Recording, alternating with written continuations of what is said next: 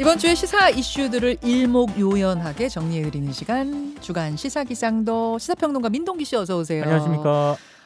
이번 주 시작하기 전부터 짐작이 돼요. 굉장히 스케줄이 빡빡할 것이다. 오늘부터 보죠. 일단 위드 코로나 오늘부터 시작이 되고요. 네. 그리고 오늘부터 만 12세에서 15세에 대한 코로나19 예방접종이 시작이 됩니다. 예. 접종 기간은 27일까지고요. 화이자 백신이 사용이 됩니다. 음흠. 그리고 면역 저하자에 대한 추가 접종, 이른바 부스터샷 있지 않습니까? 네. 역시 이제 오늘부터 진행이 되는데요. 백혈병, 에이즈 환자, 장기이식 환자, 면역 억제제 치료 중인 환자 등이 대상입니다. 특히 면역 저하자 같은 경우에는 기본 접종이 끝난 뒤 2개월이 지난 사람이 접종 대상입니다. 네, 초등학교 6학년부터 중학교 3학년까지 예방 접종이 시작이 그렇습니다. 되는데 예약률은 한 26% 된다 그래요. 네. 꽤 많지는 않아요. 네. 자, 또 보죠.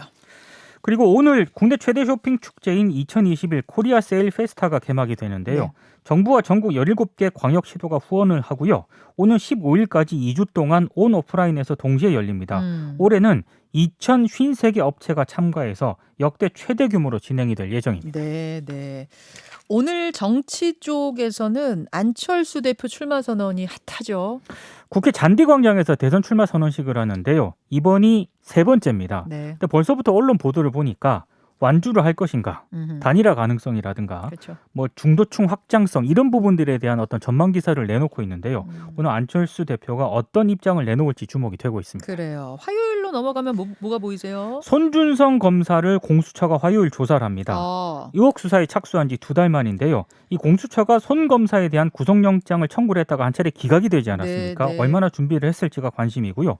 손 검사는 그동안 공수처 소환 통보에 응하지 않았었는데 공수처가 사전 구속영장을 청구하자 그때 출석하겠다는 입장을 밝힌 바 있습니다. 네, 그래요. 청문회도 화요일 날 있죠. 최재해 감사원장 후보자에 대한 인사청문회가 열리는데요. 이번 감사원장 후보자는 최재해입니까? 최재해입니다. 최재형 감사원장. 네, 헷갈리시면 안 됩니다. 돼요. 최재해 감사원장. 이 감사원 내부 인사 출신이고요. 관련해서 서일준 국민의힘 의원이 의혹을 하나 제기를 했었는데 최 후보자가 취임 이후에 현직 청와대 비서관을 감사원 특정 직책에 임명하기로 했다. 이런 의혹을 이미 제기를 했거든요.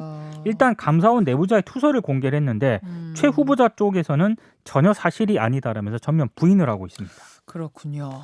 통계청이 화요일에 10월 소비자 물가 동향도 발표하죠. 최근 급등하는 소비자 물가가 10년 만에 3%대를 기록할지 주목이 되고 있는데요. 정부가 이미 이번 달에 물가 상승률이 3%가 될 것이다 이렇게 예상을 했거든요. 네. 만약에 3%대를 기록을 한다면은 네. 2012년 2월 이후에 10년 만의 일이 됩니다. 그래요. 수요일로 넘어가 보죠. 카카오페이가 수요일 코스피 시장에 입성을 합니다. 카카오페이가 네.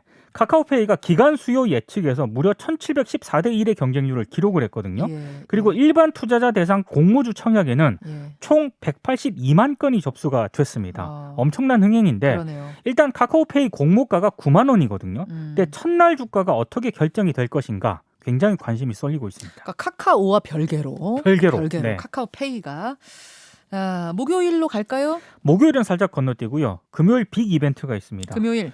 국민의힘이 대선 후보를 선출합니다. 그렇죠. 오늘부터 화요일까지 당원 모바일 투표가 진행이 되고 수요일과 목요일 이틀 동안 전화 투표 및 국민 여론조사가 진행이 되는데요. 네.